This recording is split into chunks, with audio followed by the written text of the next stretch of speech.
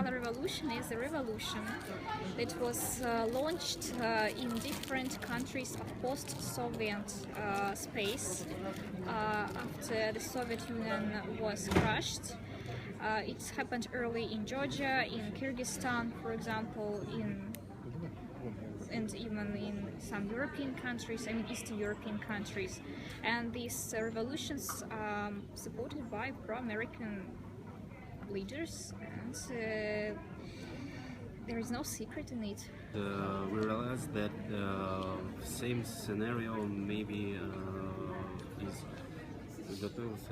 Was prepared for Russia, and the revolution. It began when Eastern Germany united with the Western Germany. Of course, it was better for the Germany, but it was bad for the Soviet Union. Yes, and then we lost our allies in Eastern Europe. We lost Hungary, we lost Poland, Yugoslavia, Czechoslovakia. So. And we even losing our friends from the post-Soviet space. We lost the Baltics, the Middle Asian countries, now Ukraine. So it's evident that Western countries try to get control over these lands. To unite Germany, why Western government and America didn't allow us to unite with our former land? When Western Germany and Eastern Germany united, there were no critics from Washington to Berlin and to Munich and others. But when we reunite with Crimea, American government made sanctions. In Ukraine, there were some problems with this region, with the Crimea, economic problems, ethnic problems, and the Ukrainian government didn't want to solve these problems. During the Soviet Union, the Crimea was one of the most developed tourist region, but in Ukraine it became so backwards and so undeveloped. I don't think that Russian is the threat for these countries, for Eastern countries, and the history proved that Russia came to liberate these countries from invaders from France, from East Germany, and even from Turks in Balkans. Why Balkan states didn't?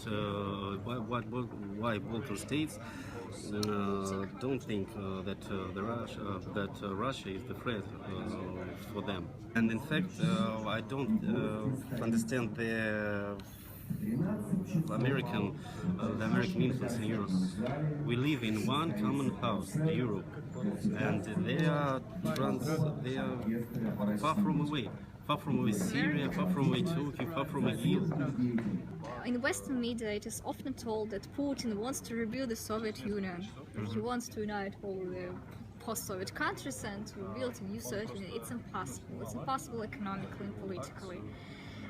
What do we know? What do we want? We don't want, have NATO troops on the borders of our country, because what's now happening, the NATO troops are coming to the borders of our country. They are in Baltics, they are in Ukraine right now, they're in Middle Asia, in Poland, in Czechoslovakia. They have pro system. Who's they? American NATO troops. It's a threat. It's a threat to our independence, our freedom. Yes, but we're not against Europeans or American people, no. For example, I have friends in different countries of the world that they like these people. It's not their fault. But those people in Russia, especially youth, who want America to come and create a democracy in Russia, they don't understand that Americans never treat us like themselves, that we are different from Americans. We have different mentality, different language, different history, and we should preserve it.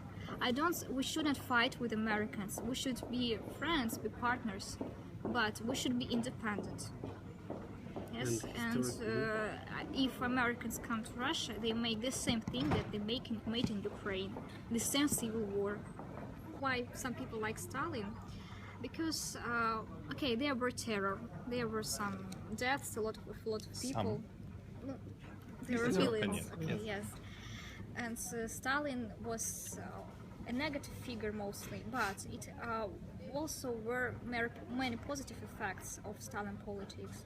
And the most thing people like in Stalin that it was order, that it was order during his ruling, and they also appreciate Stalin for industrialization. That Russia was agricultural country, but it raised its industry during Stalin, and most people think it was great. That's why maybe they think it was better than it's now.